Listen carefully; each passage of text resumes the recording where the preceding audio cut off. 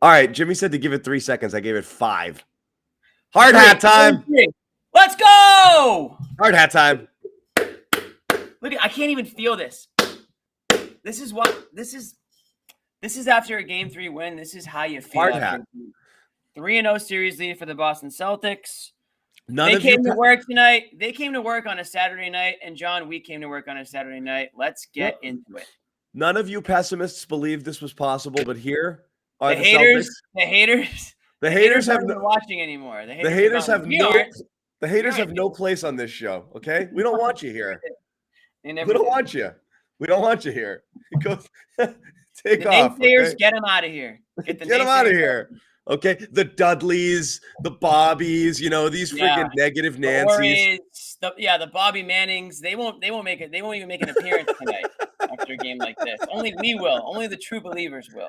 Only the true believers. Anyway. Hey, round of applause for the 3-0 Celtics here, folks. However, I'm going to pump the brakes because Ben Simmons is returning in Game 4. Wait. Ben Simmons, the guy who's dressed like a clown on the sidelines tonight? That guy? Oh, my goodness. He's going to change his costume and dress up as a basketball player for Game 4? I don't believe it. Tell me you're not playing without telling me you're not playing. Just based off of his play. Tell me just based off his attire. He's freaking just, he's just wearing his clown suit to the game. You did it, Ben. You dressed up on a Saturday night in New York. If that was the goal, then you crushed it. Yeah.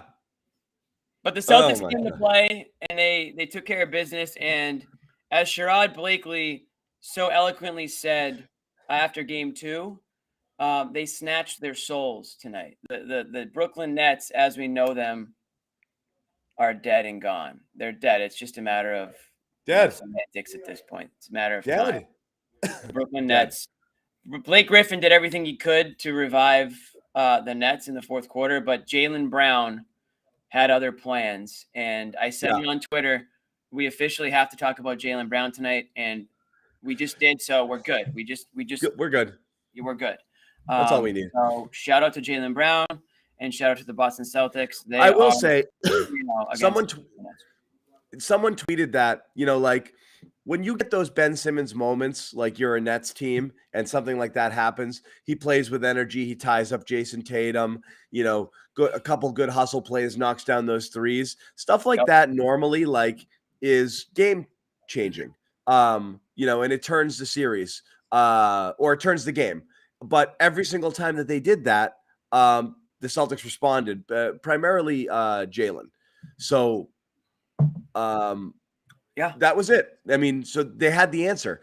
Bruce Brown, same exact thing. I tweeted this jokingly, but Bruce Brown goes off in the second quarter and Peyton Pritchard matches him bucket for bucket. The thing that was actually said on a national television broadcast by Mike Breen was Peyton Pritchard and Bruce Brown dueling it out of here in the second quarter. I'm like, what planet are we on? I know. How did we get here? Oh, my God. But, hey, shout out Peyton Pritchard, too. I mean, a couple of big boy, little Sam Cassell level type shots from Peyton Pritchard tonight. So he did that in Game 2 as well. So everything they needed. And, the much ballyhooed return of Rob barely made an impact. I mean, he was in there. If I'm going to nitpick, I really wanted Ime to play the starters. And that was 15 minutes, exactly what some of us on Spaces thought he would play. Yeah, 15 to 18. We said Ime said 20. I thought he was setting him up to start him in the second half, but he just eye test. He looked no different, maybe it looked like he hadn't played basketball in a little while, but he looked exactly the same, sort of guy, catching a lob, blocking a shot, active, spry, jumping all over. He just looked like he was moving well. So, I mean, what Ime said is he plays a little bit here and he plays a lot more in the next game. So I think at this point, you just take the shackles off and you go back to the death lineup with the starting five, which, again, I wanted to see it tonight because I wanted them to start the third with it and just choke the life out of them, and just put the clamps down. Didn't need to, and it worked out with what they were doing, but that's fine. When Rob was out there, though, I didn't see him not look like Rob. I mean, I'm not saying he was jumping through the roof, but the way he was moving out there, I would never have known that he was just, back after a few weeks off, So Right. I thought that, it feels like they didn't rush him back. He didn't play uncomfortable. Like, it feels like everything was done the way it was supposed to be by the book. And now the Celtics, knock on wood, have Rob Williams back for the rest of this playoff run and however long it goes. And if that is the case, I don't know how, and I'm not trying to jump too far ahead here, but I will jump too far ahead here.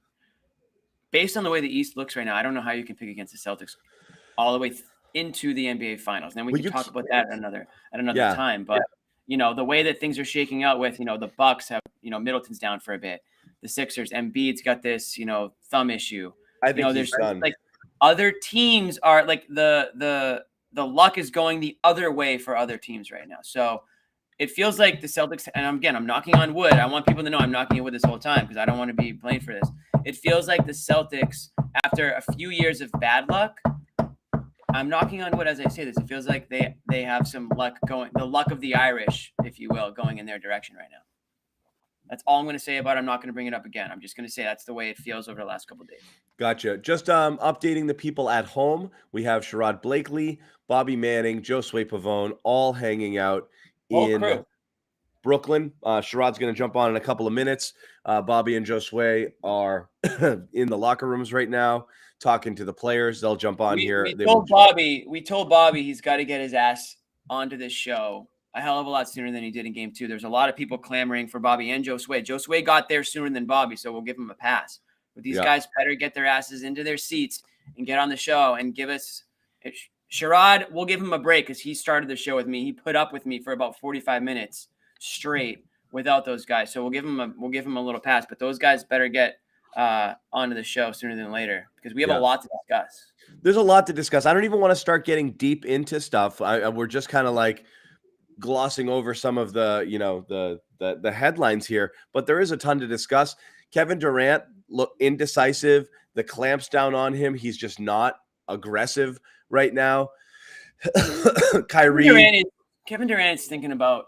I think Kevin Durant's thinking about like a beach somewhere. Maybe I don't think he's given up. I think he's legit frustrated. No, I just think he's about had it. I think he's about had it with what he's got here. Yeah. With the Nets. I mean, he's doing everything he can. I mean, but it's just, what else can he do? The Celtics are, they're pounding him. They're getting into him.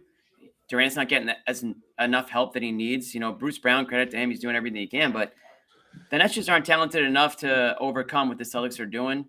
And Steve Nash isn't, I guess, smart enough or experienced enough head coach to really do anything other than just say, roll the ball out there and say, all right, like superstars, try to do your thing.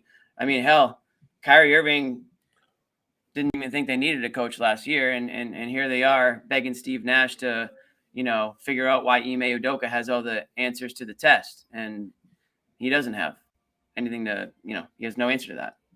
Yeah. So it was a weird game from a flow perspective. I honestly think the Celtics at any point in time, if they just had a focused, consistent effort, they could have blown this game out first quarter, in the second quarter, in the third quarter, take a 15-point lead in the fourth, kind of let it slip away. Some sloppy stuff there. Celtics didn't even play their best game, and it really never felt like they were threatened. It was better team playing worse team, and that's just what it was like all game. There was just, you never felt. What's so weird is like, I think what everyone, not everybody, a lot of people, I told you, but like, the Durant Kyrie thing, it's just that law of averages. Like after Durant had the game that he had last game and, just the series that he's had, it's just kind of like, they're not going to be able to keep the lid on him all of this time. Right. Right. And they did again, and it's just, I'm not going to say surprising. Becoming it's the rule now. But nobody does that to Kevin Durant. You know what I mean? Right. And like the last time they faced Kevin Durant in the regular season, he put up 37 points. So, it's not like, of course they have a great defense. He's still Kevin freaking Durant. He just looks off and lost, and they're frustrating the hell out of him. They're playing really smart with the doubles coming all the time, just not letting him get to his spots and where he wants to go. And I mean, it was just, he just 5 field goal attempts in the first half. He's just not, I think he was 3 of 5 in the first half. He's just not, like, you're never going to win a game if you're the Nets. You have those two players, and granted, you got those monster efforts from Bruce Brown, and then you get the little spark from that. But those guys are never going to win this. Are never going to win it for you. John, it's simple as this. Kevin Durant took 11 shots tonight. That's what I mean. Insane. That's the case. Again, and it's not like he went to the line 20 times like he did game 2. He went to the line twice. Like, if Kevin Durant is taking 11 shots, I don't care if he hits all 11. Like, that's a win. Like the fact that you're even limiting the field goal attempts tells me that you've just broken this guy. You've broken this. That's what I mean. Is the offense is completely in. I mean, Blake Griffin was pulling shots out of his ass tonight in the fourth quarter. That's how desperation mode they were, like back-to-back threes, I think. With a separated shoulder, I think, too, from running into Grant early, Credit to Blake Griffin. I mean, like, he got an opportunity, he made the most of it. But the fact that Kevin Durant took 11 shots tonight just tells me, and I'm already past the point where I'm not even saying, like, what's wrong with Kevin Durant. Like, I'm at the point where I'm like, the Celtics are seriously limiting this guy. They're defending him the way where he's just not able to be Kevin Durant this series. I'm sure he's going to have an unbelievable 2022/2023 regular season and maybe in the playoffs. But like right now in this postseason, like he's toast. He's done. He's on a team that needs to go through some changes, I think, in the offseason, and it's over for him. And the Celtics are figuring him out. And if what the Celtics are doing in this series is the blueprint moving forward for other teams, then maybe life will be a lot more difficult. Durant probably won't be. I know he's extremely talented, but for this series anyways, they have figured him out. And tonight was the best example of that. Really, it really was. I never saw that coming because you figured, Durant might try to force his way into more stuff. I was really, really surprised at how passive, how indecisive he looked. He was going places. He was kicking it out, to different guys. And I mean, the game plan worked. It's fine. I dare you. If those guys beat us, great. We'll tip our hats. You can have all the Bruce Brown, Patty Mills, Blake Griffin open looks if you want.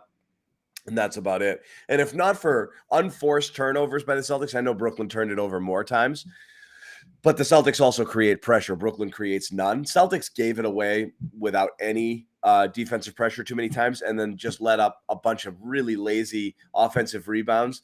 If not for those trash points, this was a 25-point game. I mean, it wasn't even – it really didn't feel close. It didn't feel close. You're right. I mean, completely. And it was even closer, like at the end of the fourth quarter when they played a little sloppy to close out the game.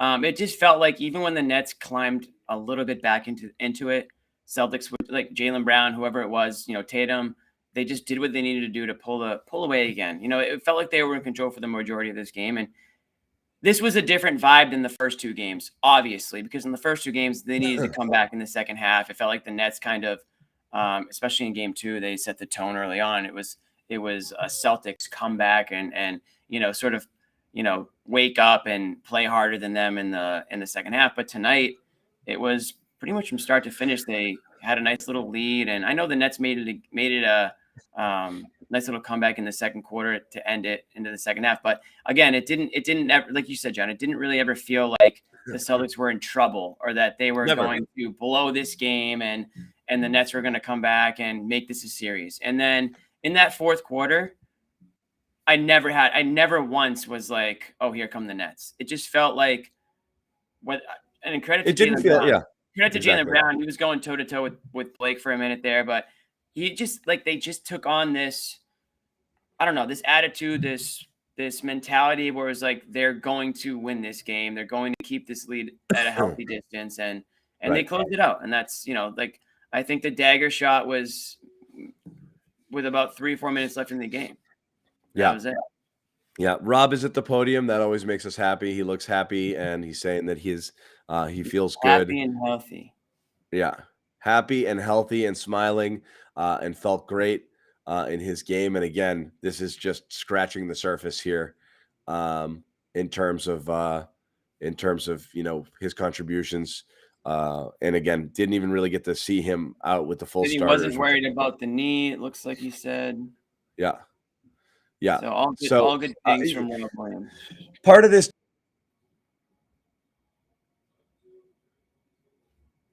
part of this what? Are you frozen right now? After the second game, saying things like, "Oh, it's their time and this is their window and they've arrived." And then you've got KD game like joking with Tatum about the foul that was, that they reviewed, and like almost kind of like not mad that he's losing, almost kind of like just bummed that it was like he's like, yeah, he's better than me now, Who are you talking about? You froze on me and I had no idea what you're talking about. And now you're muted. I like something's going on with you, I think. I'm just gonna sit here and nope, you're muted. You're still muted, dude. Still muted. All right, John Zannis is muted, everybody. I'm gonna sit here solo. Celtics with a big win tonight, 109-103. They take a 3-0 series lead as John Zannis looks around, completely confused. I don't know what his deal is. I'm going off the graphic here, 50% tonight, 30% from 3, 26 assists, 14 turnovers. And I will say this, it felt like, and I've said this earlier, it just felt like the Celtics were in control tonight from start to finish. A different vibe in this game than the first two. And the reason being, John, are you back? Can you hear me? I can hear you now. Sorry about that, guys. Going on a little soliloquy here on the recapping of the game and that they took a 3-0 series lead, and how this game kind of felt different than the first two. And I think that's a great thing, first of all, because you get the sense that this team is getting stronger. Like they're actually like tonight they I know it had sloppy moments and you look at the score and it looks like it's a close game, but I actually felt more confident about this game than the first two because this was a complete game from start to finish. We didn't see that in the first two games. What are you chuckling at? Me? Yeah. People are making fun of me. People making fun of my me probably. My Brockton Wi-Fi issues. Yeah, that's fine. Well, you know what, dude? I just had to ramble for 2 minutes because of that. So you did okay. Why don't you talk now? Why don't you say something? Anyway, what I was saying is it feels like a passing of the torch. What are you chewing on? Were you snacking in the middle of the show? It felt like a passing of the torch. Like Durant is kind of like, yeah, Tatum's probably better than me now. Like we talked about it last year, right? And like it seemed improbable, right? This notion that like Jason Tatum, that's the guy he's got to be like, and he's nowhere near him, right? That was last year. And that was the consensus. And not only was that the consensus was that honestly, it's going to be hard to get there because it's Kevin freaking Durant. He got there in a year. He got there. Yes, I was fasting. I'm fasting, guys. You're anything but fasting, as far as Christos Anestis for the people out there who know what that means. But yes, anyway, so that's kind of the vibe I got here. It's like they know it's over, and they're like, "All right, well, you guys are good, and I guess I kind of like you, And that's, I think the Nets they're done. They're done competing. Yeah, they are done. I mean, they and listen, we're gonna have to hear it when Bobby Manning comes on the show because he's gonna tell us how wrong we were and how right he was. And there's nothing I hate more than that, and I'm gonna have to sit here and listen to him say it because he did, to his credit, say that the Nets, weren't going to be able to compete with the Celtics. They don't play defense, all these things, and that the Celtics were going to beat them. And I think he said 4 or 5, and it's looking like he's right. Sherrod said 5. I said 7. I think I don't even know what you said. You had 1,000 words on. I think the Celtics were going to beat the Nets. In your article. So I'll give you that, but. Yeah, I mean, it's. I thought they would struggle, and again, it could have easily been a split coming out of that one. And my prediction was Rob returns earlier than we thought, and they win every game since. But they won the first 2, and at this point, there's just what was clear after the first 2 games, the Nets were never going to be able to string 4 games together. Impossible. Whether they won 1, whether they won 2, but you could see it. Like they can't sustain it. They need the Celtics to go ice cold and KD and Irving to be on fire. For an entire game, and then they'd have to do it 4 times. The Celtics just apply too much defensive pressure. They're going to stay in every single game. They'd have to just literally be just total dog shit on offense game after game after game to lose these, and it's just not going to happen. I saw a stat today when the 5 starters play, all 5, when Rob with Smart, Horford, if the Celtics score at least 100 points, they're 21-0 over the last 21 games. So that's basically the defense is going to hold the other team under 100 when those guys are in there, and they just got to get to 100. It's really not asking that much. They don't even have to play outstanding defense. They just have, offense. They just have to be okay. And so it's Brooklyn's never going to be able to pull it together. Here's a statement from our good friend Paul. Oh, there it is. I was literally just going to read it. It's so funny. I'm like, who did Paul Pierce say this to? What's his audience? Like to like some strippers on Instagram? Or I'm glad that you posted this comic. Did he just turn to the lounge dancer next to him and say this? No, he said it to Nick Gelso himself. I'm glad that you posted Gelso's comment, because he tweeted me the quote and I was going to read, or he tweeted me he texted me the tweet and I was going to read it out. But there you go. I'm wondering what people are thinking about this. I like half jokingly kind of said it after I think game 2. And listen, I'm not saying that Jason Tatum is Kevin Durant, but you'd be blind if you didn't think that, Tatum has had a much better, everyone knows Tatum has had a much, much, much better series than Kevin Durant. And Tatum is on the up and up, and Kevin Durant, I'm not saying he's on the decline, but let's be honest, he's on the other side of on the back nine. Yeah. Yeah. And on the back nine following an Achilles injury that normally messes with people. Wake the beast up here. I think we can all agree that Jason Tatum is #next, right? That's the idea here, is that he's going to be one of those guys, one of the Kevin Durants of the future, or present in this case. Yeah. Present, Jimmy. Speaking of the Kevin Durant of the present, Sherrod Blakely, folks. From the media room in Brooklyn. What's up, guys? Looking dapper. You guys hear me okay? Yeah. Oh, we got you. All right. You got us? I got you loud and clear, and we got the Celtics loud and clear. What's your main takeaways here? We've kind of just been dancing around some stuff, waiting for you guys to jump in here. But go ahead, Sherrod. What kind of stood out to you about tonight? Well, big thing for me that stood out was Jason Tatum. It's not even about next, Jimmy. It's now. He's there. He has, in this particular series, the way he has not only scored the ball, but the way he's defended. The way Jimmy left just as you addressed him. Of course, because that's homeschool for you. That's what happens when you go to homeschool. Jimmy he's like, Jimmy, let me tell you something, and Jimmy just got up. Oh, I'm here. I had to yell at people downstairs because they're freaking. They're being disrespectful to my guy Sherrod. That's why I had to yell at him. The one thing about Tatum, and I don't think people really saw this tonight, but when he was called for that foul on Kevin Durant late in the game, he went ballistic. He was so pissed, and it was like his second or third foul. But it was also the first time Kevin Durant might go to the free throw line. And to me, it's little things like that it made it pretty clear to me that this was a big freaking deal game for him. Not just because he could give him a 3-0 series lead, but it would continue this trend of, if we're being honest and keeping it 100, he's outplayed Kevin Durant in this series. That's not you look at the numbers, you look at the impact, and bottom line, you look at the wins. In fact, Bruce Brown has been the best player on the Brooklyn team in this series.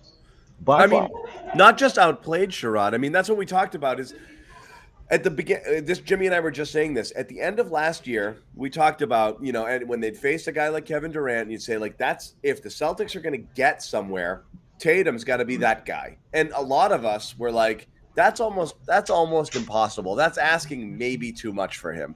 And let's not.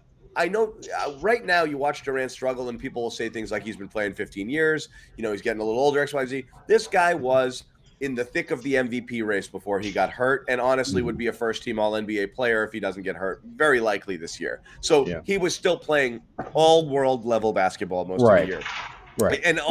He ended up missing 30 games because of injury, 25, 30 games. So there's no question that this was the real deal. And Durant, can still do it. And Tatum, as we said, this felt like a pass. This whole series is feeling like a passing of the torch sort of thing from Kyrie Irving's comments the other day about like, it's these guys and they've arrived and like, we're friends now. And can you guys give me a tribute video? No. Just kidding, everybody. I want to be back in the Celtics. Just kidding. And then Durant being pals with, this and that. I think they kind of see it like, these guys got us. They got our number here, you know? Yeah, and it doesn't hurt the fact that the Celtics are going against a team with a coach who just doesn't know what the hell he's doing. Robert. Oh my Hey, God. you got me? Yeah, Oh my we got God. you. Sherrod, where was this guy after game 2? Now look at him. He's jumping to get on the show all of a sudden. Look at this guy. Better setup here. I Yeah. can bounce back and forth. Good. All right. So Jump in, Bobby. Jump Hit in. us with it. Hit us with it, Who Bobby. talked so far? I saw Rob. Rob talked, Ime talked, so we'll wait on the Brown Tatum wait is underway. If you know, you know. But Yeah. Yeah. what a resounding exclamation point on this series. All those dunks, run outs, steals at the end. That fourth quarter was effectively a rout, and Brooklyn was hanging right there. They had a chance to strike back, and they just never were able to string together enough stops. And that was my overwhelming sentiment coming into this series. You can't be a team with no defensive identity and expect to win at the highest level against one of the best teams in the NBA. And that's clearly what the Celtics are with Rob, without Rob. Rob helped a little bit tonight, but this was effectively a continuation of what they've done without him. And they're going to sweep this series. The Nets just got nothing left, and you saw the exhaustion set in. Blake Griffin just talked a little while ago about the spirit not being right with the Nets, and He's right. not difficult to imagine after blowing a 17-point lead in Game 2. Yeah, but I think that the bigger issue with this Brooklyn team, besides their defense, which has been putrid this series, it's been putrid all season, they're not getting the kind of offensive firepower that they're used to. I mean, and the Celtics have been able to neutralize their number 1 and number 2 options, and we rarely see that in the playoff series where a team 11 shots. 11 shots Unreal. for Kevin Durant. And you know what? Right. I got some stuff First to free say throw about didn't come to the Durant. fourth quarter. So, First free throw for Durant didn't come to the fourth. Exactly, and that was on the challenge. Tatum. Yeah, and that was questionable. I thought Tatum got all ball, but I guess there was a little bit of wrist.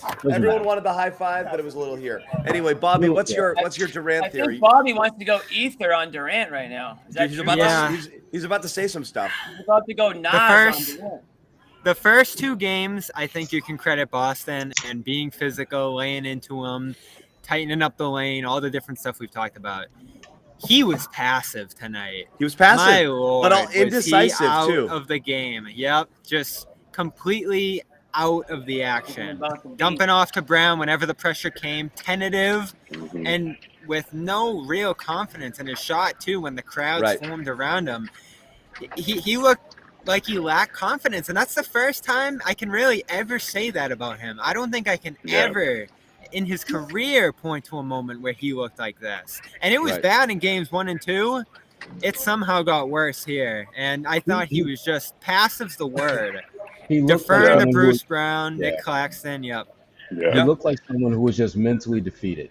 That the skills are still there, because if you look at his shooting, he was still a very efficient shot maker, but he didn't take that many shots. He wasn't assertive. It was almost as if he was just saying, look, I've been carrying this team all damn year. Can someone besides Bruce Brown give us something? Kyrie, can you give us something other than flipping off fans? Can you do something that can just take some of the pressure on me? Because I'm tired.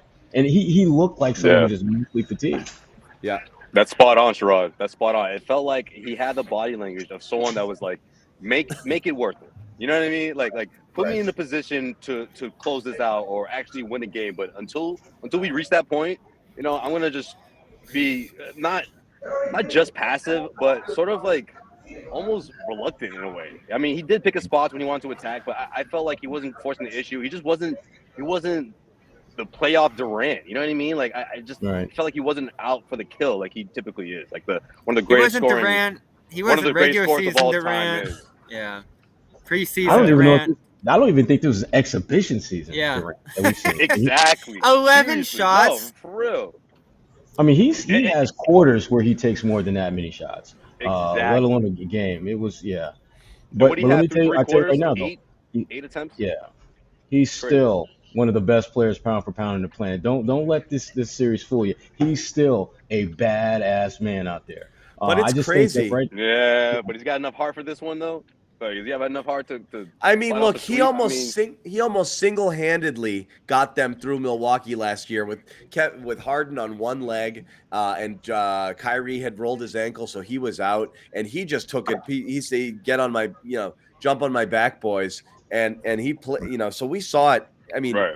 we That's a saw motivated Durant. We saw it Right. we saw it very recently, but this feels like one of those seasons where Kevin Durant probably can't wait for it to be over. From the drama, Exactly. Harden, his injury, the Simmons situation here, Kyrie just being a wacko, and it just none of this being anything that he signed on for. He loses a year to an Achilles. Last year, everything goes wrong with injuries late, and then this year, submarined by Harden and Kyrie. He looks like he's like, I should have stayed in Golden State. Let's just end this. Yeah, Yeah. That's the body language. It's like, these guys are going to win another. Imagine what they'd do if I was there. Oh my God. And it just snowballed from the beginning, right? First, it was just like, okay, Kyrie, he's going to be on that stance. Hopefully things change with the CDC. Let's just see what happens. And then James Harden wants out. It's like, wait, this isn't what I signed up for, guys. Like, what's going on? Look at Boston. They're getting better over there. Like, you know what I mean? And I felt like when Kyrie was allowed to play home games again, there was that window of opportunity for them. And they did finish the season strong. 3,000. Wrong, but that continuity. Sorry. Right? We got 3,000 in the both rooms. I just wanted to celebrate. I was looking at the counter. Yep. There's only the fifth. That's a first timer, I think, right? That's John? a first timer. Yeah, it's a first timer. Hey, welcome everybody. Good time to introduce us all, John. Yes, I'm going to welcome back. No, John. Yeah. Pretend it happens all the time. Yeah, it happens all the time. Real quick. No, but real quick. Hold on, let me finish this, Bobby. No, real quick. Me real quick. Hold on, let me say something. Regular season 10-5, right? Wait. Real quick. That doesn't make real up for quick. continuity against the best defense in the NBA. That doesn't make up for going up against Tatum and Brown, in this newfound, they've seen the light now on both ends of the floor. And what an example of that by Jason Tatum in particular today, right? Man, I've never seen Tatum play defense like that. Like just every single play, never taking one off.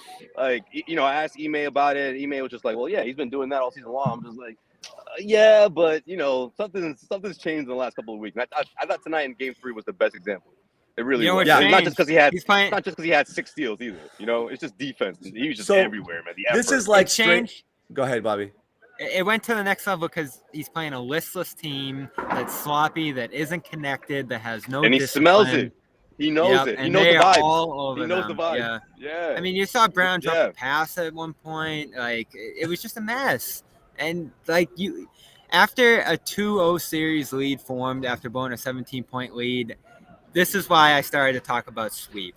Because when you lose in that fashion, when you have Durant playing like he did in Boston, you just start to see a team that's started to crumble a little bit in the second half of the season, lose one of its star players at the midway point. This all had the makings of everybody on Brooklyn just saying, maybe this just isn't our year, and we might just pack it in here. And I don't think they completely packed it in here, but once they took a punch, once they took 2 punches, those turnovers. That's the Celtics. The second half, they faded. This is what's different about the Celtics over, in the past is all of those runs, those punches, the Blake Griffin run, things like that. Those are normally the types of things that would tip games in the other team's favor, and the Celtics wouldn't recover from them.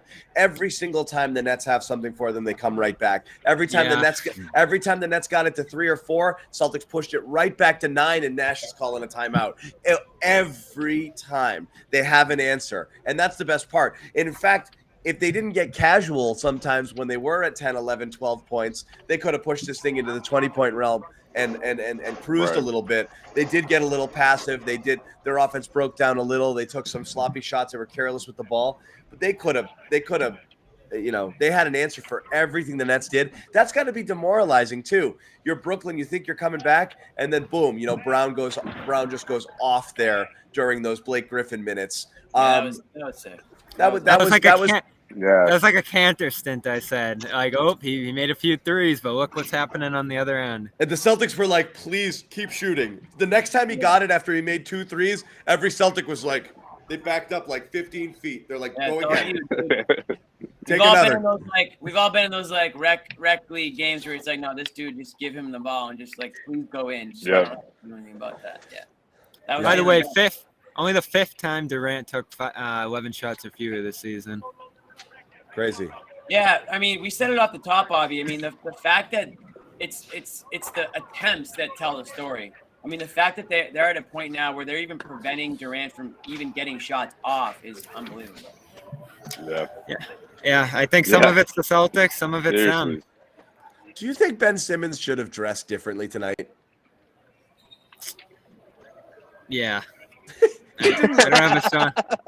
He didn't look like a guy who was about to come and save the team in Game 4. Well, we can talk about that. Close to being. I mean, that's Yeah. That's what I said. If they went down with Mary J. Blige, if they went down 0-3, I had a hard time imagining him coming back, and I definitely do not see him playing. I've never seen Mary J. Blige more than I did tonight on the television screen. I cannot figure that out. I don't know what they were saying, but they could not stop showing her on the TV screen. She looked good. I have no problem with it, but no, it's funny because I saw the comments on Twitter, but they didn't put her on the big screen until like the fourth quarter, and they do this segment where they point out the celebrities in the house or whatever, and it was like she was like the seventh person, I guess. But, 100 times on the broadcast. Hold on 1 second, guys. Sherrod, talk real quick. I want to make sure we can hear you. No, we lost you. Leave and come back. I thought I saw you try and I didn't see it. Leave and come back if you can. Sherrod has something to say about Mary J., I'm sure. About Mary J. But we talked about the Simmons thing is interesting because it's really not. No. Here's why. Maybe not now. Hold on, Sherrod, go ahead. Bobby, Time out, guys. Hold on 1 second. Sherrod? No, nothing. We don't have you. Check the settings and jump back in. I don't know why it's not John, working. Might be that plug it in, unplug it and plug it in type situation. Turn it off and on. Blow in it. Yeah. John, I don't think we've ever talked more about a more inconsequential player. Like, he's just not good enough for how much we've obsessed over him for a year. When's he going to come back? Where's he going to go? Where's he going to fit? What's he going to do in the series? Used to be. I didn't think he was good enough for that trade. I said you guys know how I felt about that. That's the key phrase, Jimmy. Guys, we don't know what he is at this point. I get it. Oh, John's going to be talking 10 years from now. Remember I Ben know. Simmons? Come on. It's somewhere in the middle, and it's not. I mean, you don't have to go to. He's an absolute bum, and he can't do anything. He's a disappointing player. He may not want to play. He may not have any heart. He may be honestly afraid to go out there and to do whatever it takes because he's afraid to fail. All of these things might be true, but he was also an all-star last year and two-time all-defensive player the last couple of years. He's a three-time all-star. Like, he's not awful. Just stop saying We're using awful. a lot of past tense, John. We're not. This was the last time we saw him. He was an all-star basketball player. It's not that past tense. The most recent version of him is an all-star. So it's not ridiculous. Is he going to help this team? But now he's just a clown. Now he literally dresses like a clown and sits on the bench. Yeah, he's not helping he's this a sideshow, team literally this year. Exactly. He's not that was my helping this point team. all along. What's the point? Jester vibes. Vibes. But the further it went on, the more it became clear, right? For a while, it was like, okay, let's see what happens. And then we start getting later in the year, we're like, he's got to play, right? And then it was like, okay, he's still not ready. And then on it goes. And then we enter the playoffs and we're like, he might not be ready for the start of the playoffs. What's going on? The thing that clinched it all is the Game 4, not Game 3. You've got to be kidding me. He's physically ready to play in 2 days, but he wasn't tonight with your season on the line. If this guy matters, he's got to play. And if he doesn't play tonight, it's too late, John. See you next year. Useless. Yeah.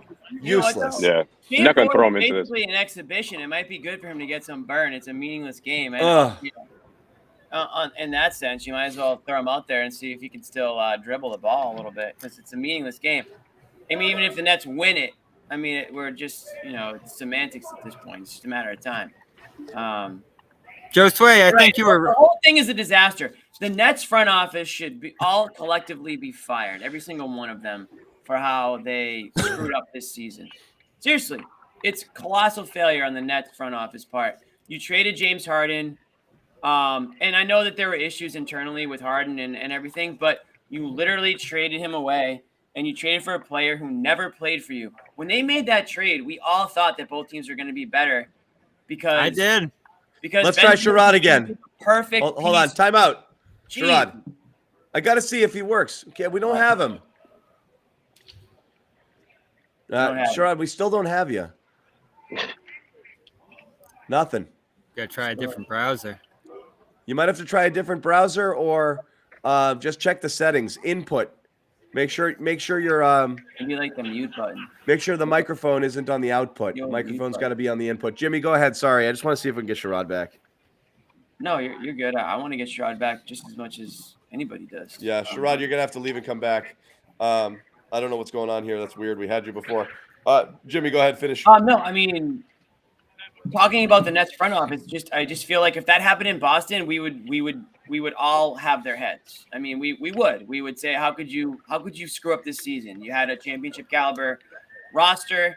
You had 3 of the best players in the NBA. You traded one for essentially nothing. You traded for a guy who's a loser. I mean, let's be honest. I mean, this guy, Ben Simmons, is a loser. And I almost feel bad saying it, but I really don't, because I gave him the benefit of the doubt. I mean, hell, at one point, I had to practically defend the idea of trading Jaylen Brown for him, which, listen, I never wanted to do it, but I had to defend the idea of it. Can you imagine if the Celtics did that and the guy just refused to play? I don't remember you saying that. That'd be the end Who of it. said that? You and Bobby said that shit? Yeah, That would we be said it. literally the end of it. Was that on the show? Like, We said it was something that could have potentially this is saved a last long year, time given ago, his Blakely. playmaking. We don't need to dig up the It wasn't old this audio. year. We don't need to dig up. No, the this is I know. the middle of last year. As long as it wasn't this year. All right. No, it wasn't this year. My point is, Okay. the That's fair. Nets have a huge issue on their hands that goes well beyond this series. Oh, don't get me started on them. But I do want to talk about what they're saying in their presser here. Steve Nash talking about them looking tired. I feel for them, he says, after 40-minute games. Kyrie fasting for Ramadan. Kevin Durant, I'm just thinking too much, to be honest. I don't know what he's thinking about. Passing the That's ball. what good defense does. That's why. It makes you second guess yourself. Especially when you're on the verge of, well, now it's before it was official, on the verge of going down 3-0, man. Like, again, Bobby, we talked about this throughout the game. We've never seen Durant like this. We've never seen him so rattled, and it's a ripple. He's effect, rattled. You know?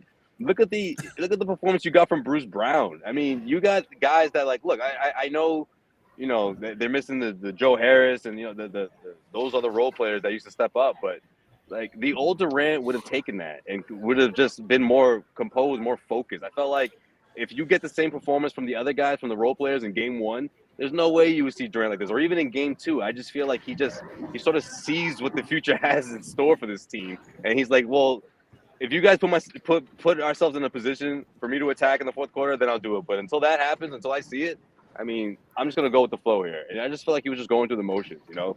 And for somewhat, you can say the same thing for somewhat for Kyrie as well. But Kyrie just looked out of sync, you know. It looked like he wasn't even trying to, you know. So let me give Durant this. It's unbelievable. Okay. He had to try going to the roll, guys. And I said that after game 2. Like, they did it well in the first half of game 2, got away from it, and I thought that lost them game 2. But here, you get to a point where it becomes unreliable. Brown was scoring basket after basket. All of a sudden, he's shooting threes off the backboard. Claxton had that nice run that got Brooklyn back into the game. All of a sudden, he's erratic on his layup attempts and missing shots inside back-to-back. That sequence really swung the game here. So this is my other criticism of Brooklyn. They never established trust in their role guys to where you can steadily rely on them for a length of a game. Look at what's happening with Boston here. Tatum's been effectively removed scoring-wise from most of these first halves. In fact, all 3. And he's finding Grant. He's finding Horford. Smart is getting open looks. Brown especially has been the biggest beneficiary of the pressure Tatum's receiving. And they all are just on a string offensively. Brooklyn, it's like, all right, I'll try it now this half. Oh, we'll get Brown going this half. Oh, next half, let's try Kyrie. It's just basketball on the fly. And you can just see this group that hasn't played together, hasn't developed the refs. It's pickup ball, Josue. They're running up and down the court. They go 4 or 5 minutes without playing defense. More Kyrie Irving here. Celtics have been gelling since Christmas, and the Nets are in a new experience as a group, and we have to respect that. It's just this isn't how you talk in the postseason. You're talking like this just isn't how they're you talking talk. like this is year 1, like month 1. This is year 3 for them. Yeah. And the only I know not Durant talking was like hurt you're not year talking 1, like you're serious about coming back right now. You're talking about it like you're completely, you know. And Kyrie started that after game 2, John. And Kyrie, you knew where I was going to go with Kyrie. I He didn't was talking expect about continuity at the game too. Yeah, this wasn't straight up Kyrie quitting, but it was. He was bad tonight. It was the type of stuff you expect when a person wants to stop trying, which is a lot of lazy reach-in fouls. And also contested shots. And that's what they're forcing him to take. Every single shot he takes is a contested two. And that's it. He's just dribbling, and I'm just going to jack it, and whatever happens. right. And if it goes in, great. And if it doesn't, I'll see you next year. And that's kind of where he's at right now. Yeah, it's a mix. It really is. Boston's on their game. Brooklyn, it's not sharp. It's the opposite. Whatever that is. Jimmy, you got a word? Do I have a word? Opposite of sharp. Dull? Oh, that yeah, it? dull. Yeah, dull. Yeah, it's dull. Are we really doing this? It's a dull team. Flat. They're flat, man. They're lifeless. They're playing. They're done. I mean, what's the opposite of sharp? Not sharp. They got run off the court tonight in transition. Yeah. So I mean, this is the conversation we had. This was why I wanted Brooklyn. It's a flailing group that was ready to crash and burn, and you had to do it. You had to go out there. You had to win some tough games. It wasn't easy early on, but once you did it, they went right into the ground. Well, the I'm one gonna say this too. You know what I'm also gonna do right now? It's what Ime wanted. I'm gonna call out Kyrie Irving's leadership capabilities. I don't think he has any. None. The comments tonight, the comments after game 2, just go down the line of past teams with the Celtics. I mean, he wasn't the leader on the Cavs. LeBron James is is always going to be the leader on this team. I don't know if Kyrie Irving is capable of leading a team. I don't know if he has. No one's following him.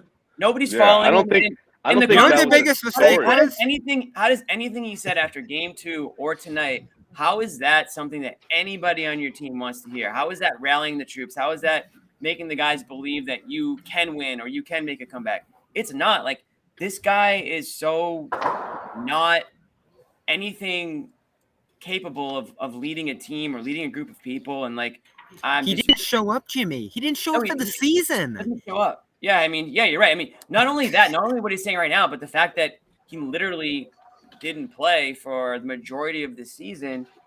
The whole roster and the whole situation is a disaster. If you're a Nets fan, which you aren't, because I don't know if they actually have Nets fans. But if you're a part owner, if you're a member of the organization, you must be pretty upset, because those are really the only people who I think would care at this point. Yeah, but I feel like this was always Durant's team, right? Are we going to see if Sherrod can talk real quick? Sherrod? Durant's team, Josue, but it as we know, it takes more than one guy to win. And right, but I don't think Durant realized that that's what he signed up for. You know what I mean? Sherrod's swearing right now. Durant knew it, Josue. He had a choice. But I don't know. He didn't know it before that, Bobby. Why would he do it if that was the case? I don't think he knew it. I think he thought that he could be a. You're saying what? I'm saying he had a choice at the beginning of this season when Kyrie didn't show up. If he signed, I thought you were saying that he knew that Kyrie's going to be that he knew what he was in for, because I don't think he did.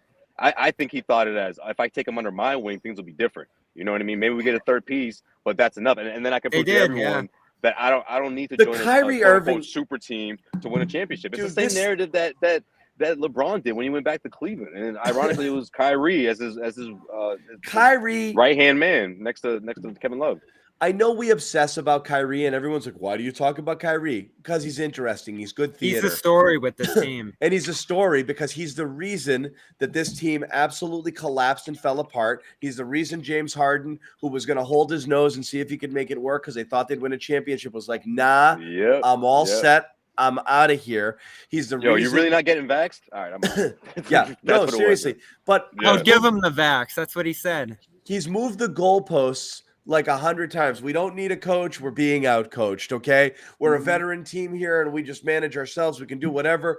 We've got a lot of new players. Give me a break with new freaking players. Okay. The Celtics after the trade deadline had like 6 players, Six new players. Like half the bench was 6 gone. Total half players. the bench was gone. Yeah. Right. So whatever. I mean, all of this stuff it's just such, who buys it? That's the whole point, is like everything about Kyrie's world is convincing himself. If you say it and it makes sense, you believe other people would think that it makes sense. But everyone's like, dude, what the hell are you talking about? And that's just so he destroyed this team. This was a super team that should have won 2 or 3 championships. Yeah. Nothing. I don't think a single player. There's probably one handful that are in the same league in terms of the destructiveness that he's caused to multiple franchises. 3 ended the Cleveland run by forcing his way out of the Cavs. Maybe the right move because LeBron was on the way out too, but still, it had the impact it did on 18. Boston, we told that story over and over again. And, I'd credit Bob Ryan, who, when he went to Brooklyn, Kyrie said, this isn't going to be his last stop. And I believe he said as well, let's see what happens here because Sacramento, baby. Boston, it could end the same way in Brooklyn. But it's too late, John. They can't move him now. They can't move on. Why didn't they no make better that option. trade? They should have traded with Sacramento. All right. Yes. All right. Sherrod, Sherrod, only you for the next 15 minutes. Go. Nobody else talk. Just really quick, you were talking about Kyrie just a second ago, Josue? Yeah, we bit. still are. Listen, to me, the deal that's out there that I think if you're Brooklyn, you need to seriously think about making is with Portland. Portland makes the most sense. They've got to. Yeah. That makes a lot of sense. That makes a lot of sense. But he's got to ass out, though. He'll retire, Sherrod. See, No. Portland might be a good place for him. To play. He'll retire. He may retire prematurely, but it's not that moment's not right now. No, he's not gonna. No. I'll believe it. I won't believe it until he actually does it. I just think he's too talented, too good, and frankly, I think he just loves the attention, low key, that he gets as an NBA player to just walk away. Can't see it happening. Not this soon in his career. No. So you're talking Lillard for Irving? Something, and I couldn't get on early because Jimmy had said something about how they just basically need to blow up the front office and listen. Let's be honest though. The issue is Kyrie. When you look at all the issues they've had, that's the epicenter of all their problems. So Sean Marks has done what I think you're supposed to do. You're supposed to build a strong team, and he did that. But when key pieces of that strength basically implode, and you can't control that, how is that on you? Well, part of that, Sherrod, part of the reason I said that was because they traded James Harden for a player who has not stepped on the court, and in doing so, essentially ended their season. Because, I know that there were issues internally with Harden and the team, but you literally traded him for a 0 this season when you had a team that many people thought were the favorites to win the title. So in that sense, I feel like, that was a huge whiff on the front office's part. They miscalculated how soon he'd be able to help them. Because when they made the deal, you figured that he might get a few games in before the regular season and be ready for the playoffs. I think that was a reasonable expectation. Who would have thought that? Why? Yeah, because he's not there mentally, Sherrod. Why would they even think that? Because the thinking was that while he was in Philadelphia, he was having issues not only in terms of the team and the front office and the coaching, but that damn fan base is it'll challenge anyone's mental health. When you think about that Philly fan base, you come to Brooklyn, you're playing with a couple of really, really good players that you can learn from, and you don't have the pressure being the go-to guy that you were going to have in Philadelphia. A lot of things made sense why things would work out better for him in Brooklyn than they did in Philadelphia. But again, if you're Brooklyn, there's no way you could have anticipated that he would not be ready to roll before the playoffs. There was nothing that indicated that. He was ramping up in Philadelphia. Yeah, and so I can't be mad or hate on them or want to get rid of them because of, frankly, a miscalculation on their part, which, again, no one would have saw that. No one saw that coming. I'm going to run and grab Jaylen. John. See it coming, though. Go ahead, Bobby. Do your thing. Oh, okay. Sorry. So, I don't think it was smart of them to not see that coming, though. I'm like, at best, you're gonna get Ben Simmons the following season. Like, it was almost as if they were like, okay, this is for the future, but we think we still have enough pieces, And this is before Kyrie was even cleared, right? Kyrie still wasn't cleared to play home games, right? Well, yeah, but at the same time, it's like, why wouldn't you go for it this year? Like, I didn't understand the deal where you can, let's say, for example, you were to trade with the Sacramento Kings, right? You could have got some shooting in the mix. Buddy Hield, made a couple other pieces as well. Maybe not Halliburton. Maybe that's not the deal. The same one that they made with Indiana. But I just feel like there was another option out there, to really help these guys, to help guys like Kyrie and Durant. You surround them with shooters, and I just didn't see the sense in bringing in someone like Ben Simmons. Like I get if you're talking about the Simmons that we saw last year, but we don't know if that guy still exists as a player. We really don't, and I think it's beyond health at this point, or at least physical. I think it's a mental thing, and I just didn't see putting him in the mix of a team like the Brooklyn Nets next to Durant and Kyrie, where of course, yeah, they don't need him to score necessarily like they would have expected from James Harden. But if he's not all the way there mentally, he's in a really tough spot and trying to catch up. I just didn't see that happening, this season. Yeah. Well, I mean, again, going back to James Harden, and he was going to leave, and you were going to get nothing if you're Brooklyn. Right. And the worst case scenario, which is what you have now, is that you get Ben Simmons, who is essentially going to help you next year, not this year. I agree with you on the Sacramento stuff. I just thought when Sacramento made it clear that they were in business to break off parts of that team, that's the team I was going for. Halliburton is the guy that I would have absolutely tried my damnedest to get. I was on that train. You put him on this team, and I don't think this is a 3-0 series. It could easily be 2-1 or 3-0 the other way. I think he's that good, that impactful. But again, they did what too many teams I think tend to do, and that's they go for star power as opposed to substance, and they're paying the price for that. So kudos to the Celtics, because the Celtics, I mean, have a better team. It's not even close. I mean, even without the 3-0 standing, Boston from top to bottom is a better team, and that's why. Does Steve Nash even make it to Game 4? I hope so. I really hope that. I really hope he's around for Game 4. Don't get Sherrod going. I really want him to be there for Game 4. They should fire Nash and let Kyrie coach and start Ben in Game 4. Well, it would save him some money because Kyrie's coaching the team now anyway, so it doesn't really matter. There were multiple moments in this game where Steve Nash is trying to call something, and Kyrie's like, "Nah, I'm good. Thanks, coach." It's on. We're not doing it. Yeah, we're not doing that. Gonna do that. Yeah. He's like, and then Nash is like, "Oh, okay, all right, cool." Yeah, because Nash knows that he's there because of Kyrie. I mean, it's just a bad situation for Nash. But the thing I point to with Steve Nash is he screwed up when all those games that Kyrie missed were opportunities for him to establish his coaching style, him to implement whatever it is that his imprint on the game would be, and he didn't. He just basically kind of just bided time and hoped, Kyrie come back for those road games, and that was a huge mistake because now he doesn't have. He's just there. I got a question. For Sherrod and Josue. What was the vibe in the arena tonight? What was the scene? Were there a lot of Celtics fans? Were there any Nets fans? It was weird. Like when Rob Williams checked into the game, you could feel a surge from the crowd, which just should not happen when you're on the road.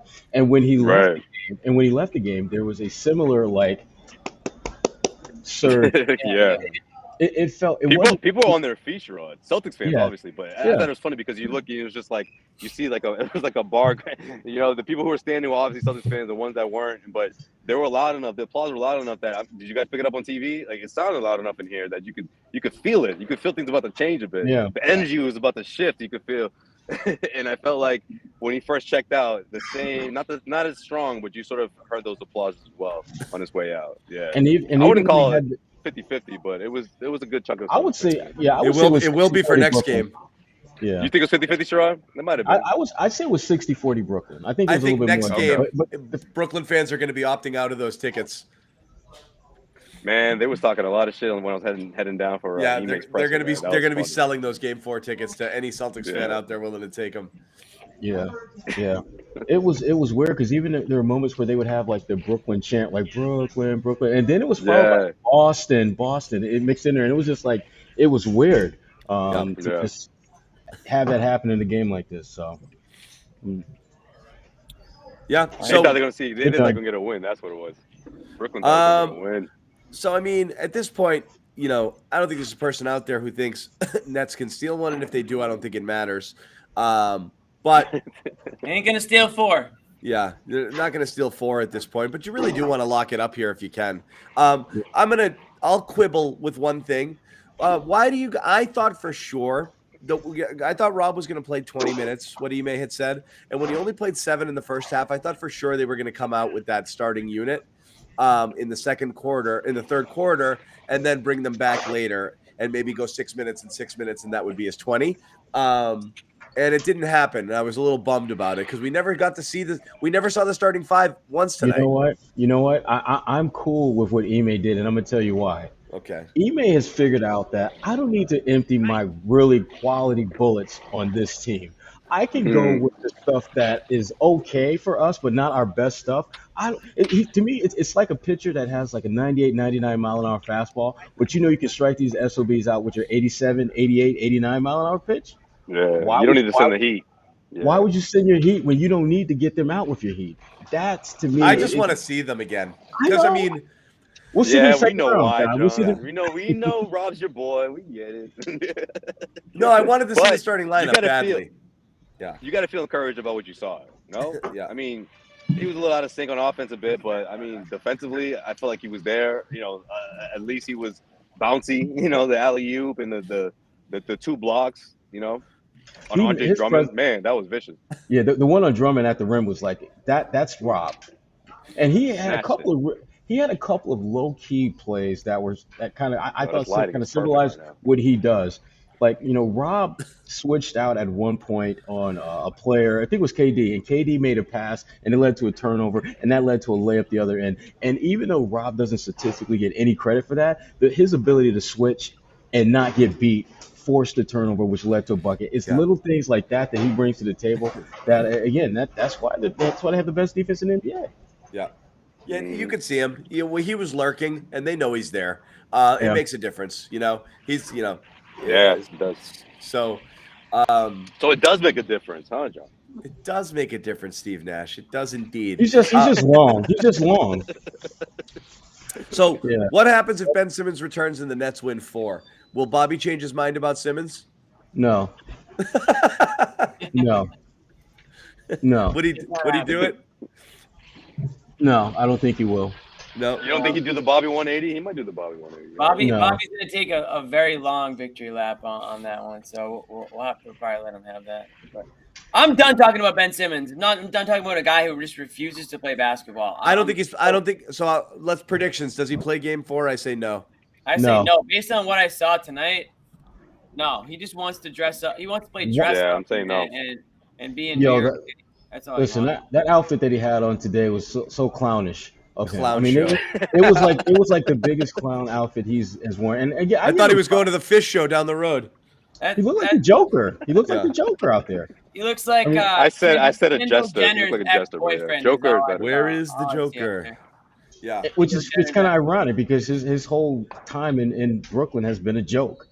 So for him to look like the Joker today was kind of appropriate. I like most of his looks. I mean, he definitely takes some chances, but tonight was just this was a bad decision. This was like, trying to throw that lob to like your 5'11" point guard. You're probably not going to get there. It's probably going to be a turnover. You don't do that. Yeah, it wasn't good. No, it wasn't good, and everyone could tell. I don't know. Listen, the way Steve Nash was talking before this game, it's almost as if he's been dangling this. He may play, may not, but like he knows. Like it's a good chance he's not going to play. He wasn't in the mix with the main guys. He wasn't in the mix out here. He didn't even do his dribbling thing before this one. I don't know if you saw Sherrod, but I didn't see him. I didn't see him. No, I didn't see it. Games 1 and 2, he was out here not taking any shots, but getting his dribbling exercises in, and I didn't see it today. Hey, I got a question for you guys. And I have my answer, but I'm going to ask you guys anyways. Who is the player of the series for the Boston Celtics so far? Player of the series? Yeah. Tatum. I have my answer. Tatum. Yeah, you got to go Tatum. I think Tatum. Especially after this game, man. I'm going Jaylen Brown. I'm going Jaylen Brown. No, bridesmaid. As your camera unfocuses right when you say that. I know. I don't know why it's doing that. That's a shame. Sorry. I guess. Who does Jaylen Brown play for? I'm giving Jaylen. Have you guys not mentioned Jaylen? Oh, come on. Nice. Oh, no, We did. We talked about his runs. The fourth quarter. Yeah, the big. We talked about that. That was the game right there. We said because that's the type of run when Brooklyn goes on it with friggin' what's his name hitting those Blake threes. Griffin. Yeah, Griffin, and the Celtics just answered it. Yeah. Jalen's eyes got so big when he saw that Blake Griffin was out there trying to guard him. My He's goodness. like, "Oh, we're doing this." Yeah. I mean, Put him I on felt an the island. ball. He's like, "Come on, come out I here." felt the ball boy was going to have to go out there in the middle of the play to wipe up the drool off Jalen's chin when he saw that Blake Griffin was trying to guard him. It was bad. Yeah. I give Blake. If you're gonna do the Blake props thing, for why not do it shots, sooner? but Jaylen Brown, I think, has been, we talk about inconsistency sometimes with Jaylen, but he's been pretty damn consistent this series. And tonight, he saved them in that fourth quarter. I'm not saying that they were about to lose the game, but he was the guy. He was no bridesmaid tonight in the fourth quarter. He was the bride, or he was the man, whatever word you want to use. Like, he was the guy that they were all looking at. The bride. He's married to the game. That's what I'm going to say about Jaylen Brown, like, this series. So I'm giving him his due. I think sometimes he gets overlooked. And Sherrod, we talked about it after game 2. And we said after game 1 that we didn't give him enough props, which I think is true. So now three games straight now, he's had a huge effect on 3 wins. And this is a player that was not in the playoffs last year. And we know how that ended. I mean, they were dead before they even started that series. But having Jaylen Brown, healthy and playing basically, I would say, the best basketball of his career. I would say even going into the playoffs, like, that's the difference. That's a huge difference. It is. And Jimmy, my favorite play for Jaylen out of all the big plays he made was after he basically bust Blake Griffin's ass for like 2-3 straight buckets. He dribble drives. He kicks it to Tatum in the corner for the 3. Yeah, in the corner for the 3. Yeah. That's a play that I don't think Jaylen would have made a year ago. He would have continued to look to get his buckets rather than take advantage of the wide open guy who was killing him before he was killing him. That's growth, man. That's what you want to see. You know why though? The way I looked at it, it was like, okay, you know what? Tatum at that point, right before that, like a few minutes before that, I feel like Tatum was kind of like he needed to settle down a bit. Actually, you know what, John? You tweeted something out being like, "Yo, Tatum, chill," or something like that, because it seemed like he was trying to do too much. He was a little bit getting ahead of himself, but it ended up working, so that was fine. But he had that sequence with the hero ball 3 with Kyrie, with following it up with Durant. Like he was he wanted to send like 5 daggers to send him messing something up, and then the reach-in foul late. He was just trying to do it all himself. Like, I think in general, the Celtics all went for too many kill shots, and they didn't need to. But especially because it was so early in the fourth, when in the third and the fourth, they kept going for kill shots, and they could have just slowed it down and played their game. But go ahead. So I feel like Jaylen, who I don't think 4 or 5 months ago would have done this, he took matters into his own hands. But at the same time, he was like, "Well, wait a minute, I don't want you to cool off, young fella. Hold on, let me pump your brakes a bit. I got it from here, but I'm gonna find you in that corner when you're ready for it. When I see you." That's exactly what he did. I don't think he does that 4 months ago. It also came time where Tatum was slipping a little. He'd missed a bunch of threes in a row. He was forcing the issue a little bit offensively. He tried to go to the hole and got tied up by Griffin that one time. That little stretch, Tatum was a little bit kind of out in front of his skis, I thought. And that's why I was talking about, like, dude, chill. Yeah. Brown, that's when that was happening, yeah. Brown took it on himself, said, I'm just going to just give me the ball. I'm just going to go. And he did. And that's the thing that he can do that nobody else can really do, is just go and finish strong and hard and get those easy buckets when we were launching too many threes, and they were starting to come out crooked too. You could see, Tice, Grant, they weren't making them. They kept driving and kicking and nothing was going in. And then Brown was like, no, let's just go. And once that happened, then, Tatum started doing it. Then they got more buckets in transition, and then they just ran him out of the gym in the fourth quarter there. So, Jaylen triggered that whole fourth quarter run for the Celtics. He was huge. It was like Blake was trying to, like, turn back the clock, like, on defense. Like, I still got I got this athleticism. I can play a little defense here. And then Jaylen just shut that down. Like, that's little defense, little defense, the operative word, Josue, little. Yeah. That's like when Sherrod and I play basketball, and we remember that the 20-year-old version of ourselves used to be able to get to that spot. Exactly. So in my brain, I can do it, but when I go to move my body, it doesn't go there. No, the knees are like, dude, what are you doing? Yeah. You have to come to that realization in the first half. You got to roll that dice in the first half. You don't throw them in there in the third. Like, I just thought it was just sloppy from Steve Nash. Desperate. He was just like, it was desperate. It worked. It was like he was running out of ideas. It worked. Well, someone asked him before the game during shoot around, do you plan to even switch the rotation at all? He's like, no, not at all. And this doesn't really go underneath he switched the rotation because he threw Blake Griffin in that third quarter. But I just thought that why not? The way the first quarter was going, second quarter, like you would think he would try something new, and he put Blake in there in the second half. Yeah. Yep. Other little nuggets, it was interesting because we talk about countering what the Nets were doing. You got Bruce Brown is playing well. You're getting contributions out of Claxton. Another career high from Brown. You're getting contributions out of Claxton. I really do like Brown. I think he's going to be. He'd be great here. He'd be a great fit here. I know he's a free agent.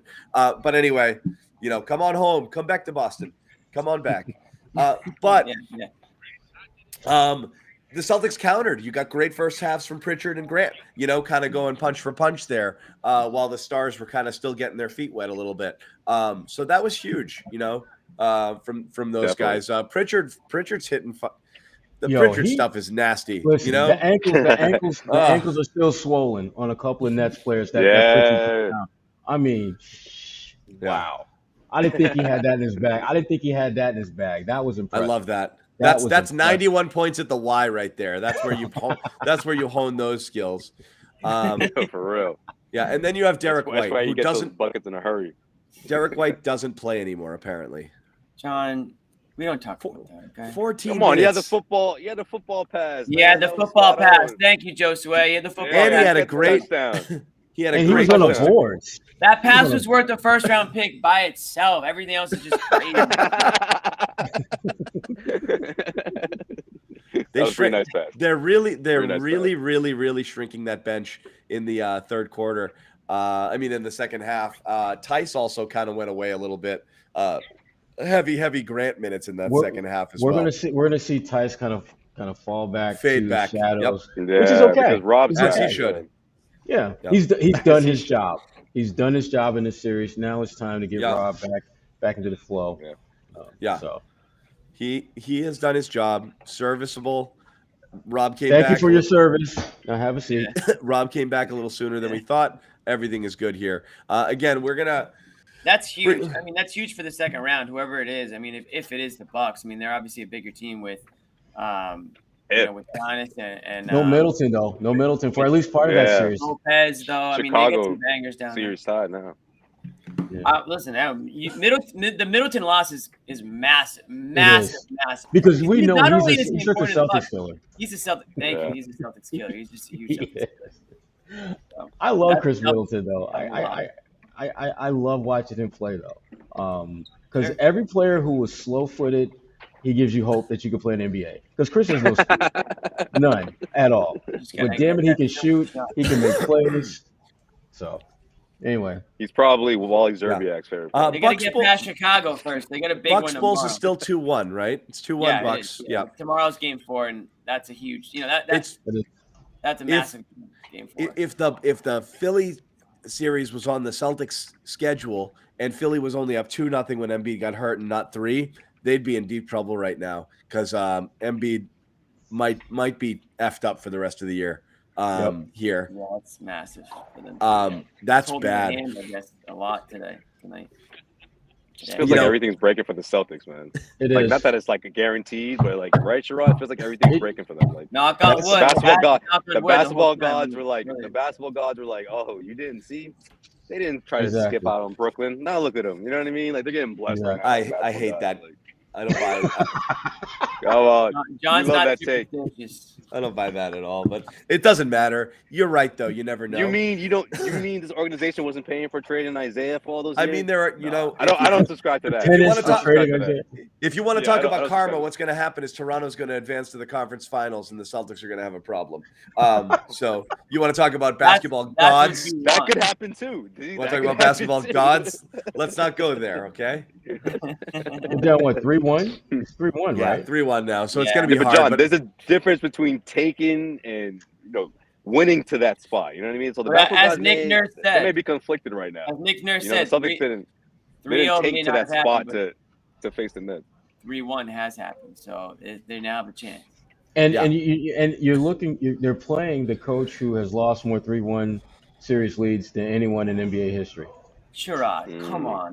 That's assault, brother. That's assault right there. You didn't have to go there with our guy. I'm just saying, Jimmy. I You didn't have love to go Doc. there with our guy, dog. But it's true. It's true, Jimmy.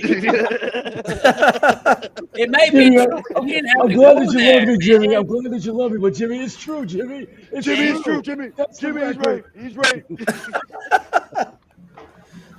Yeah, shout out to Doc though. I don't try to make fun of him, but No, I you love can't. Doc. No, just you don't get that. You don't get to see that, man. You don't get to I see love Doc. You don't But get to it's see true. that now.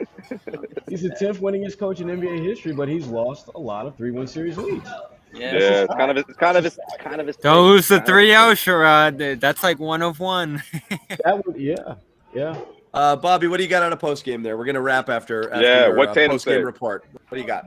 What JT said. Jaylen, Jason talked, and I'm just astounded at the maturity, specifically of those two. Oh, Bobby. The maturation, right? What I mean, Yes, Bobby, that's- but are those like specifically, Bobby? Like, what jumps out to you about that maturity that you're talking about? He's astounded, Sherrod. I think Jalen's message and his consistent messages, these have been consistent things he's talked about of just focusing on themselves. Mhm. Like he has put the Kyrie stuff to the side, everything going on that Durant's talking about and the Nets and the allure of that team and everything else. For a while, they've just been focused on themselves. And that seems to be something that stemmed from not only Ime, but Jaylen making the right play by play. And then even just Tatum talking about his defense. And I know Josue was asking Ime about this too, but the ability to play both ends of the floor at an elite level like he has. Coming into this year, I remember asking Ime, like, all right, is there such a load on Tatum offensively that it's tough to play defense? And Ime was just kind of like, nope, you play both ends of the floor. And I kind of question that, but even he has started to grasp, yes, you can do it at an elite level on both ends of the floor. And that is what it takes if you're going to reach this echelon. Right. That's the Like, best thing. I think Brown and Tatum have just talking about leadership, all the little things that they have to do. Jaylen said, oh, we've had to pull guys aside. We've embraced this. We got challenged to be leaders, and we've had to find creative ways to do it. These are things they kind of balked at, John, for a while. I know. That's Yeah. what's so amazing about it. And it's just at the beginning of the year, the whole captain thing and just the way those first 40-something games Oh went. my God, John, stop! Don't bring up the beginning. Don't What bring I'm up the saying is, captain. That was a everything low was like, blow. oh no, they don't get it. You know, they got the coach to come in here and make them play and coach them hard, and they're not doing it. Like they're not playing defense. They're not moving the ball. They're not doing any of those things. They're tanking leads. It was so bad, and like that, you know, I'll still never understand, you know, how that happened. You know, and again, success kind of breeds that a little bit. You know, you buy in a little bit. They started to get a taste of it, you know, that kind of run up to the trade deadline where they Or bought. did failure breed it? Because they went, let's call it 80 games or so of 500 basketball. 130 collapse. games. 130 Yeah. games. So It was 72 plus 40. It was about plus 45. Yeah, 120. I mean, and plus the playoff series. It's about 130 games where they played below 500 basketball. yeah, and not only a ton of losses, but devastating losses, one after another. And Goes at some back to the point, bubble. Goes back to Yeah. bubble heat. You know. At some point, did it just break them? New York, January 8th, did they just say, man, we got to change if we want this to stop happening? Because like again, that yeah. week it happened one after another. Spurs, Knicks. It's always New York. It's like when the 86 Celtics gave up beer, you know? It happened at Madison Square Garden. You know, like we can't do this anymore. That was the such a turnaround. moment. RJ over Tatum off the glass, 25-point collapse. It was like, wow, like it can get lower. And it's going to get lower if we don't do something here. And, you know, they had a few low moments after that, but you just slowly started to see the improvement. And I remember saying around then, like, all right, this season's lost. But if they start to take the steps and if they start to develop the habits here, it'll be a good year. And instead, it just flowed. Their talent was high enough that just buying into those things, the little things, Brown talked about it tonight, boxing out, you know, little things like that. It all hard closeouts. It all just developed into an unstoppable force of a team. And it showed how high their talent was. We understated it. Like, are they good enough? Do they need more help?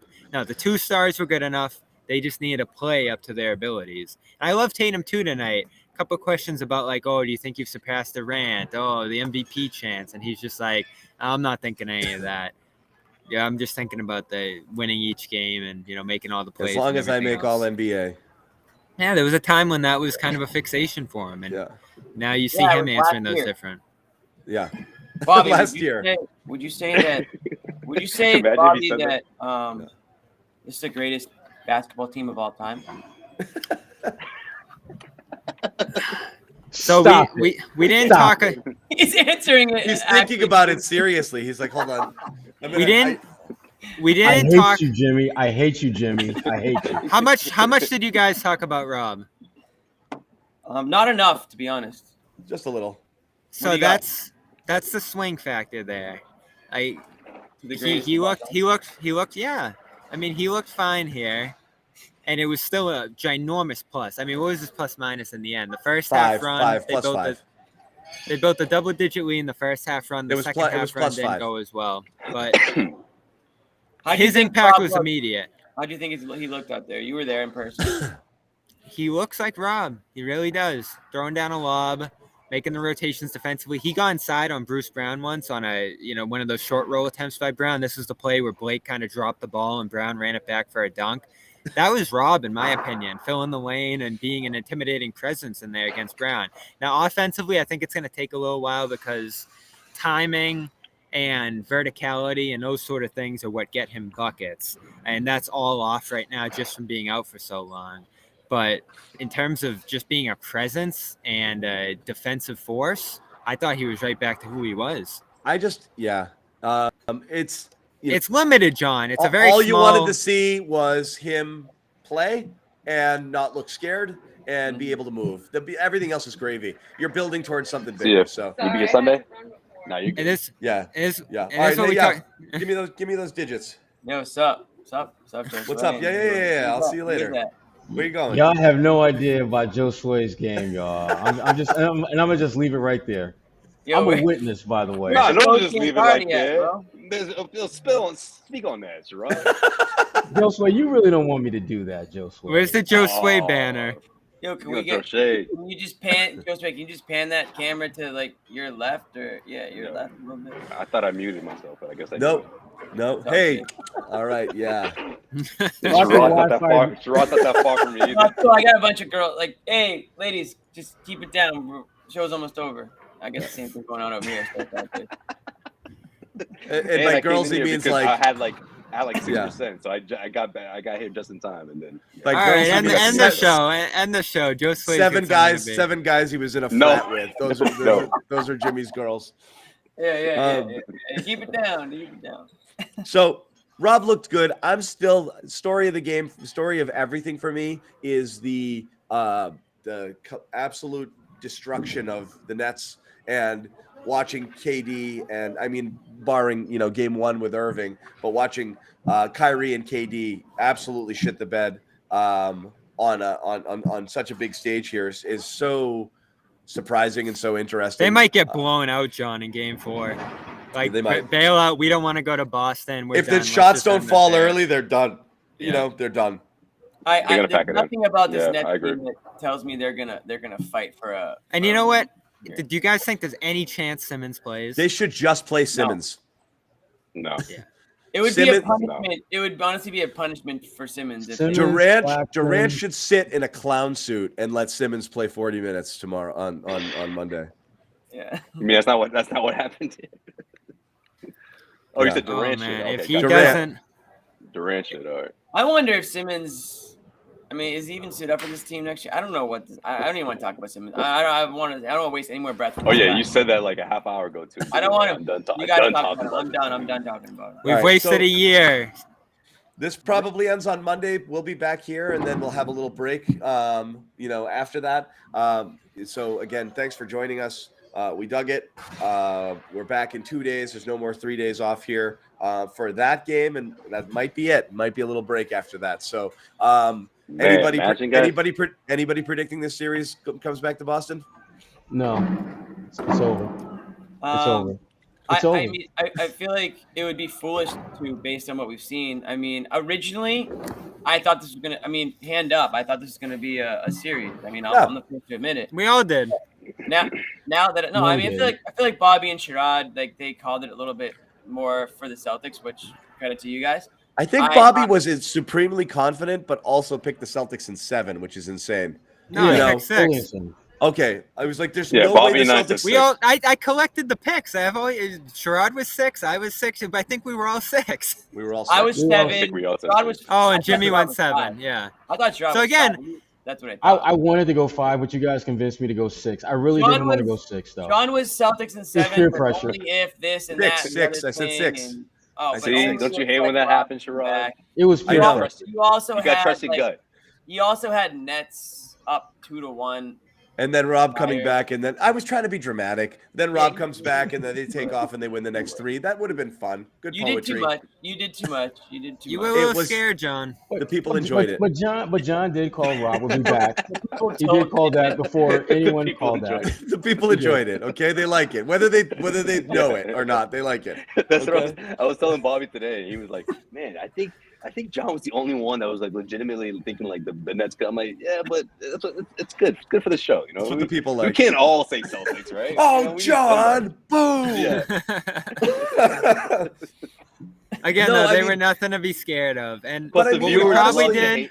The viewers love to hate. Do you John. think Toronto or Chicago was anyone to be scared of? The first 2 I think games, the Raptors would have been tougher. I don't. I still think I think they walk over Then a both. sweep. You don't think they would have?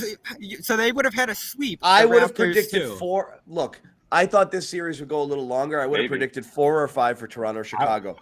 I'd have predicted Same. 6 for Toronto and 6 for Chicago. Same thing. Yeah, Really? I thought they would have like, walked over. No, they would have. They Chicago would have maybe swept 5. Chicago. Everyone Chicago here maybe thinks I 5. didn't make a prediction. I wrote it. They're You words. did Sometimes make you put them on paper or type them, and It it took went you on a our while. website. John made a prediction. It came with like a whole insurance plan and like if this happens, Yeah, if yeah, that it really happens, did. like. But and he by- made the right move, Jimmy. He did. It worked out for him. It was It a was 1,000 perfect. words, and nobody got to the end of it. Nobody read the thing long enough to get to his prediction, but he did pick Celtics in 7. I He think, was right? so 6. ready to pick 6. the Sorry, Nets. 6.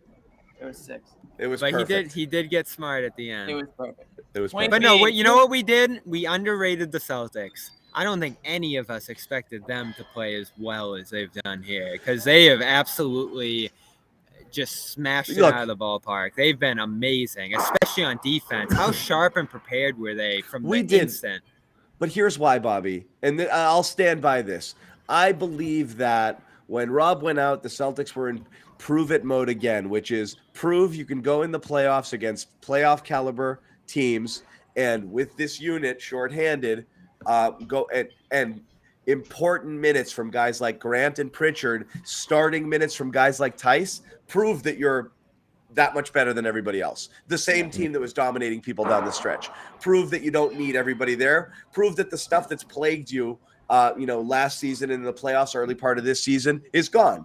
And you want to see it. I don't think that that's unrealistic, because also you thought Rob might have been out for an entire series. So the whole point was survive until you're whole. I don't think any one of us was picking against the Celtics against any team in any round.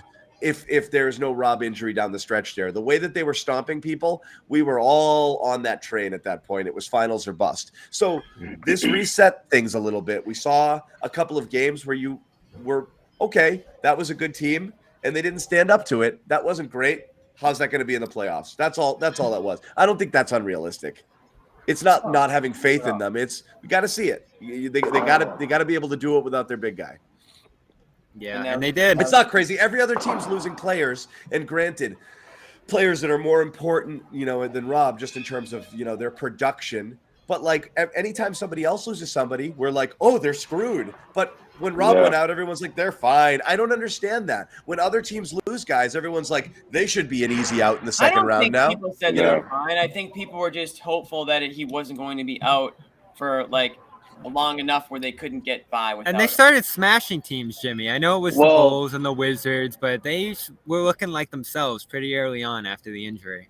Yeah, but to Jimmy's point, though, I think people were sort of reluctant because not reluctant, but I guess they were sort of going into the series hoping. They were saying that, but they were also hoping that if there was a game 6 or 7, that Rob would be in the mix. Like that was everyone's like hope. Like, okay, maybe this team can hold their own against the Brooklyn Nets without him. But when push comes to shove, make sure he's in the series for game 6. You know what I mean? Like, I feel like that was sort of like the window, or at least the target, sort of. Maybe game 5, game 6, but I don't think people anticipated this. For him to come back in game 3 and for the series to be what it is now, and that's Celtics up 3-0. I'll say this. If you just listened to John talk about Rob's injury, you would have just hid under a blanket, and you would not have come out for like 2 months. You wouldn't be watching this series. You would have just assumed that Rob Williams' career was over and that the Celtics, as a franchise, were done. Is that accurate, John? It was literally the worst thing to happen, and it was scary. So I'm correct. If we just listen. First off, let's walk through the whole arc of Rob. If you want to go through it, Rob Williams gets hurt, and I'm like, I'm good. I'm like, oh man. I was like, I hope he's like, and everyone's like, he's fine. He walked off. He'll be back next game. And I was like, I don't know, guys. I don't know if he's fine. That is accurate. You okay, and everyone's like, dude, he'll be fine. He's gonna play next game. Ugh. So give me a break. Then he had a freaking torn meniscus and surgery. Okay, that is a big deal. Could have been a season. Could have been the end of the year. A season, guys. So come on, Can I? That was the appropriate reaction. Let me. Because they were a wagon. And they were just going down they were barreling down the tracks, and this could have derailed it. That's all. Anybody who listened to Dr. Jim got the proper diagnosis. Dr. Jim. They got the proper timetable for return right on target. Go back to Dr. Jim's tweets, and if anyone's looking for their own diagnosis or prognosis, just hit me up. My DMs are open. Yeah. So I am pro leg injuries. Facts are there. I think Sherrod and I were co-captains. I'm pro clean break. Yeah. I just want to throw this out there as a teaser for round 2, because we're not looking ahead yet, but I do want to tease this because Sherrod and I were the captains of the Don't Be Scared of the Nets ship. You were. I'm scared of the Bucks. Without Middleton? I'm not scared of the Bucks. I'm respectful of the Bucks because they're a good team. And if you're going to be a great team, you got to be good teams along the way. So I'm respectful of them, but I'm not afraid of them. You shouldn't be afraid of them. They have a guy. The Bucks bored me to death. I'm only scared of falling asleep during that series. That's my only concern. There's a guy. Nah, doesn't do it for me. We'll see. You talk about respect, Sherrod. There might be no one I respect more than Giannis. That guy you're going to have to kill him to end the series, or practically do that, because he is just never going to stop. He's never going to stop. The engine is just at 1,000,000 at all times, and you aren't going to be done with any game until that clock hits 0. That's the kind of engine this guy has, and that's the Celtics drive. Beat the Bucks. Yeah, but Bobby, that's exactly. I think they match up decent. I was just going to say Celtics match up well, but it's going to be hard. That's one of the biggest. Oh, and it should be. It should be hard at this point. Right, but that's exactly what this team is equipped for, and I think that's what Ime saw before. Bobby Bag of Donuts putting out the hits. Yep. a week before the end of the season, he's like, "Look, we have that mentality. We have to continue this mindset that we're not afraid of anybody, and that we're gonna win until we get the best seed that we can get. And if that means facing off against the Nets and then facing off against the champs in the second round, then so be it. Because we'll have the confidence if we beat the Nets to go on and try to beat the Bucks, beat the champs. And I think Ime had all this calculated, his scheming on Durant and knowing that this team can do it without Rob and knowing what that would mean to its identity. I think all of that is relative. I really do. So, I mean, look, for me personally, Sixers, Miami, those teams scare me more than the Bucks. I don't know why. I just think it's the depth, the defense. Sixers don't. The Sixers don't. I mean, between the two, Miami makes me a little nervous, though. Miami's good. Sixers in there. Look, but we said the East is going to be a bloodbath. I thought the Nets series would be tougher. I didn't you might think not have to deal with but Philadelphia. the Bucks are tough. The Heat are tough. There's no question about it. So like The Heat's depth and the shooting. And by the way, before we go over this whole like I told you the Nets would be easy, who thought after game 1 that this series was going to be easy still? Okay, this is like just a couple of days ago, even after game 1. Anyway, I just don't. Everything we said about them, everything we thought we knew about them was true. I don't believe in them. I have not wavered from that at all because they don't play defense. We know that. That was never their calling card. Never. Yeah, and it derailed them. It derailed them. You know what though? They were not the amount of overwhelming points NBA favorites because of their defense. But that's fine. The amount of points that the Celtics were giving up, though, I was a little worried, especially without Rob. I mean, look, even after game 1, I was like, this thing could be a 6-game series, but the Celtics. You couldn't lose. Yeah, you couldn't it was a lose great game win. 1. Yeah, you couldn't lose game 1 in that fashion. Then I would have been scared.